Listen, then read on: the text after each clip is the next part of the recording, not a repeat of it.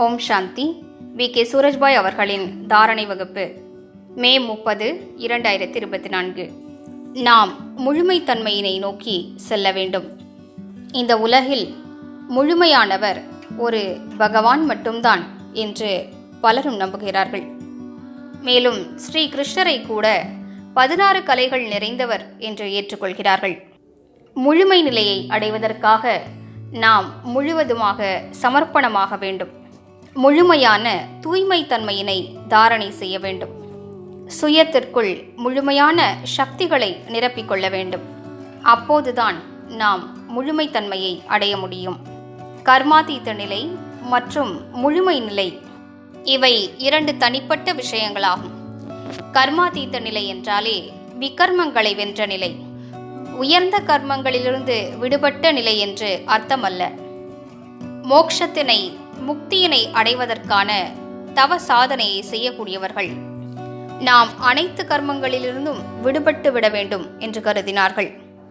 நல்ல கர்மங்களும் செய்ய வேண்டாம், தீய கர்மங்களும் செய்ய வேண்டாம் என்று கூறுகிறார்கள். ஆனால் இது சரியான விளக்கமல்ல. மனிதர்கள் அவசியம் கர்மங்கள் செய்ய வேண்டும். பாபா நமக்கு உயர்ந்த கர்மங்களை செய்வதற்கு கற்பிக்கின்றார். நாம் நல்ல கர்மங்கள் செய்யவில்லை என்றால் பிறர் எவ்வாறு செய்வார்கள்?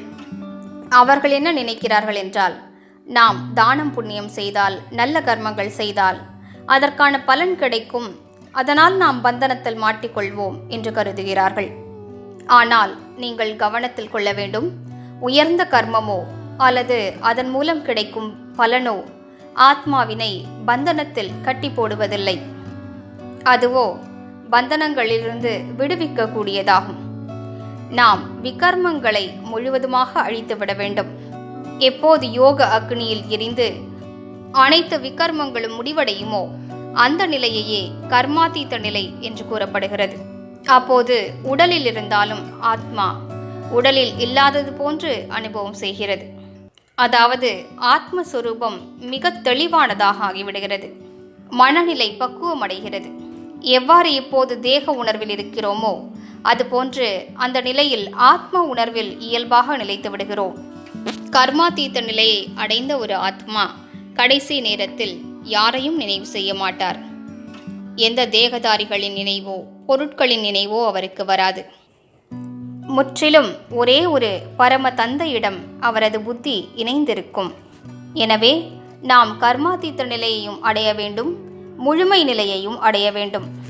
இதனை எவ்வாறு புரிந்து கொள்ளலாம் என்றால், கர்மாதீத நிலையை அடையும் போது ஆத்மா காலியாகி விடுகிறது. பின்னர் அதன் டிகிரியை உயர்த்த வேண்டும். 10 20, 40, பின்னர் 100. எப்போது ஆத்மாவின் டிகிரி 100 ஆகிவிடுமோ அதனை முழுமைத்தன்மை பெற்றது என்று கூற முடியும். அதாவது 100% முழுமைத்தன்மை.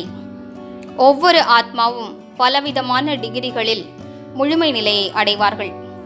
அனைத்து ஆத்மாக்களும் 100 டிகிரி அடைவதில்லை.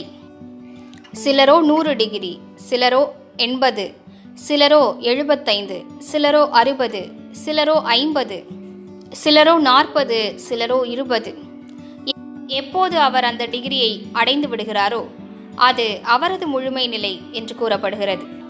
எனவே நாம் முழுமை நிலையை அடைய வேண்டுமென்றால் முழுவதுமாக சமர்ப்பணமாக வேண்டும். உடல், மனம், பொருள், உறவுகள், ஆசைகள், இச்சைகள் என்று அனைத்தையும் சமர்ப்பணம் செய்துவிட வேண்டும். உடலும் பிரபு உடையதே ஆகும். இப்போது இதன் மீது அவரது அதிகாரம்தான் இருக்கிறது. இது அவருக்காகவே உழைக்கும். இது எந்த ஒரு மனிதருடைய அதிகாரத்தை செலுத்துவதற்காக அல்ல.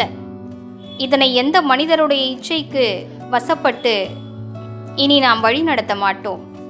மனதினை தந்தைக்கு சமர்ப்பணம் செய்து விடுவதனால் மனம் மிகவும் சக்தி வாய்ந்ததாக ஆகிவிடும். வீணான எண்ணங்களிலிருந்து விடுபட்டுவிடும். மனதினை சமர்ப்பணம் செய்வது என்பது மிகுந்த ஆழமான விஷயமாகும். புத்தியின் சமர்ப்பணத்தன்மை என்றால் பகவான் என்ன கூறுகிறாரோ அதனையே ஏற்றுக்கொள்ள வேண்டும்.